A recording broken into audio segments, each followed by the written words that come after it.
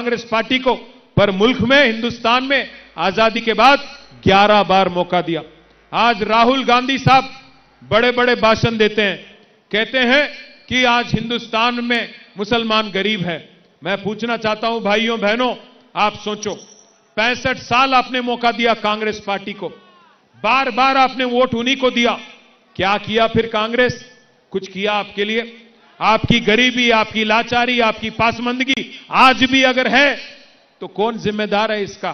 65 साल हुकूमत चलाने वाली कांग्रेस जिम्मेदार है कि 10 साल हुकूमत चला के हमारे माइनॉरिटी भाइयों के लिए, आपके बच्चों के वास्ते, आपके आने वाले नस्लों के वास्ते आला से आला तालीम देने के लिए 204 स्कूल बनाने वाले केसीआर कौन जिम्मेदार हैं? केसीआर साहब ने आपके वास्ते जबरदस्त प्रोग्राम लाए, शादी मुबारक जैसी स्कीम, आपके वास्ते, आपके बच्चों के वास्ते टिमरिस के स्कूल, जहां एक एक बच्चे पे 1,20,000 रुपया खर्च किया जाता है। सबसे अहम चीज, सबसे बहुत इंपॉर्टेंट चीज, केसीआर साहब के दौर में सुकून था, खुशहाली थी, अमन थी, भाईचारा थी। केसीआर साहब मजहब के नाम पे सियासत कभी नहीं करने वाले लीडर हैं। केसीआर साहब जैसा मोयुद्दीन मखदूम ने कहा, एक कहावत है, हयात लेके चलो, कायनात लेके चलो, चलो तो सारे जमाने को साथ लेके चलो। इस मामले में केसीआर का मुकाबला कोई नहीं कर सकता। हर किसी को साथ लेके चले केसीआर। अगर एक गरीब मुसलमान बच्ची को रमजान के वक्त तोहफा दिया गया तो गरीब हिंदू बच्ची को బతుకమ్మ సాడీ दिया गया। నేను అడుగుతున్నా మా ఆడబిడ్డల్ని, కేసీఆర్ గారు ఉన్నప్పుడు కేసీఆర్ కిట్ వచ్చింది, ఇప్పుడు వస్తుందా? కేసీఆర్ కిట్ వస్తుందా? కేసీఆర్ గారు ఉన్నప్పుడు బతుకమ్మ చీర వస్తుండే, ఇప్పుడు వస్తుందా? వస్తుందా?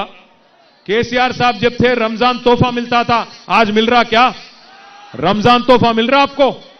కేసీఆర్ గారు ఉన్నప్పుడు క్రిస్మస్ గిఫ్ట్ వస్తుండే, ఇప్పుడు వస్తుందా? మరి ఈయన మోసం చేయండి, ఎవరిని? అందరినీ మోసం చేసిండు। ఇక చూడండి, అక్కడ ఆడబిడ్డలకు చెప్పిండు, నెలకు 2,500 ఇస్తా అన్నాడు, విద్యార్థినులు ఆడపిల్లలకు స్కూటీలు ఇస్తా అన్నాడు, లగ్గం చేసుకుంటే తులం బంగారం ఇస్తా అన్నాడు, బతుకమ్మ చీరలు ఇస్తా అన్నాడు। ఒక్కటన్నా చేసిండా? ఆడబిడ్డలను మోసం చేసిండు, ముసలోళ్ళకు మోసం చేసిండు, 4,000 పెన్షన్ అని, ఆటో అన్నలకు మోసం చేసిండు, ఏమని నెలకు 1,000 రూపాయలు ఇస్తా అని చెప్పిండు। 24 నెలలే 24,000 బాకీ ఉన్నాడు। అక్కలు, చెల్లెళ్ళు, అన్నలు, తమ్ముళ్ళు, ఇవాళ 8 తారీఖు, నేను ఇక్కడికి వచ్చే ముందు, ఎర్రగడ్డ ముందు నాకు మా నాయకులు షేక్పేట వాళ్ళు ఫోన్ చేసిరు, అన్నా మా దగ్గర కాంగ్రెస్ వాళ్ళు ఓటుకు 5,000 వంచుతుండ్రు అన్నా అని ఫోన్ చేసిరు షేక్పేటలో। అట్లనా అన్న నేను। తర్వాత బోరబండోళ్ళు ఫోన్ చేసిరు, అన్నా మా దగ్గర 6,000 ఇస్తుర్రే అన్నారు।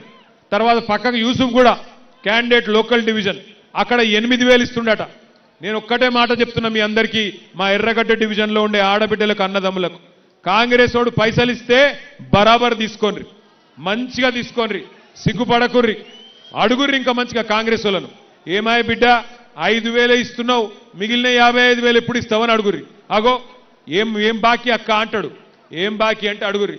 అవు కొడుక, మీరు రేవంత్ రెడ్డి చెప్పిండు కదా డిసెంబర్ 2023 నుంచి 2,500 ఇస్తా అన్నాడు కదా, మరి 24 నెలలు అంటే 60,000 బాకీ ఉన్నావు కదా బిడ్డ, 5,000 ఇచ్చినావు, ఇంకా 55,000 ఇస్తే నీకు ఓటేస్తా, లేకపోతే మా కేసీఆర్ గారికే ఓటేస్తా అని చెప్పండి। అట్లాగే ఇంట్లో పెద్ద మనుషులు ఉంటారు, 1,000 రూపాయలు 2,000 రూపాయలు చేయలో పెడితే వాళ్ళకి చెప్పుర్రి, కొడుక ఇంకా 48,000 బాకీ ఉన్నావు, అది కూడా ఇయ్యి, కాంగ్రెస్ ఓటేస్తా అని చెప్పుర్రి। లేకపోతే ఓట్లతోని నోట్లతోని కొనుక్కొని సునీతమ్మను ఓడగొట్టాలని కోషిష్ చేస్తా ఉన్నారు। మాగంటి గోపీనాథ్ గారు మీకోసం సేవ చేసిన నాయకుడు, ముఖ్యంగా ఆడబిడ్డల కోసం ఎప్పుడు అండగా నిలబడ్డ నాయకుడు। ఇలా ఆయన భార్య ఎలక్షన్లు నిలబడితే ఆమె మీద కూడా కుట్రలు చేస్తున్నారు, ఆమె మీద కూడా చిల్లర ప్రచారం చేస్తున్నారు।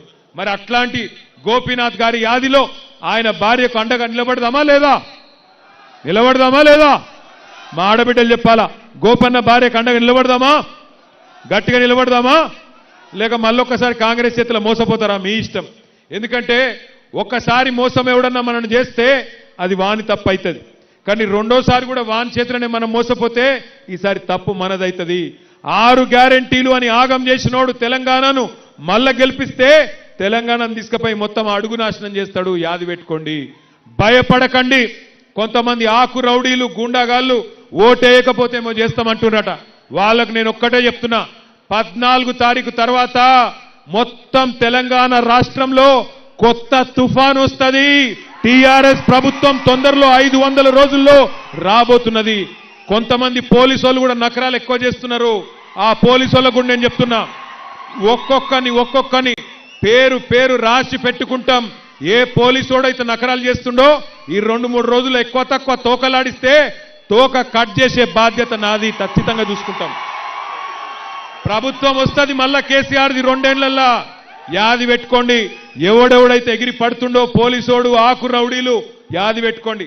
రేవంత్ రెడ్డి కాదు, వాని తాత వాని అయ్య దిగొచ్చినా మిమ్మల్ని ఎవడు రక్షించలేడు. యాది పెట్టుకోండి. ఇలా మా షరీఫ్ భాయ్ని తీసుకుపోయి ఏదో బల్మీట్కి కండువ కప్పినట్టు అనుకున్నారు. 14 నాడు చూపెడుతుంది తెలంగాణ తన సత్తా ఏందో. జుబ్లీహిల్స్ ఆడబిడ్డలు చెప్తారు సత్తా ఏందో. ఇలా మీ దగ్గర అధికారం ఉందని ఎగిరెగిరి పడుతున్నారు. ఎగిరెగిరి మిడిసి పడతా ఉన్నారు. తప్పకుండా 14 తారీఖు నాడు మీరు గుద్దుకు ఓటుకు తప్పకుండా వాళ్ళకు దిమ్మ తిరుగుతుంది.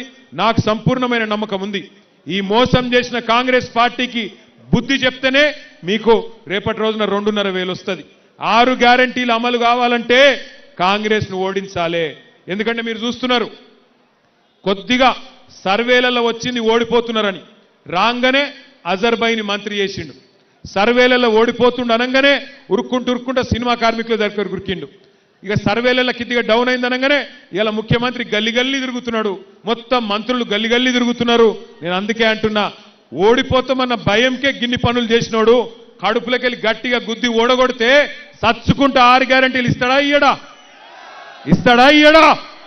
అందుకే అంటున్నా నేను, కాంగ్రెస్ ను ఓడగొడితేనే మహిళలకు 2.5 వస్తుంది. కాంగ్రెస్ ను ఓడగొడితేనే పెద్ద మనుషులకు 4,000 రూపాయలు వస్తుంది. కాంగ్రెస్ ను ఓడగొడితేనే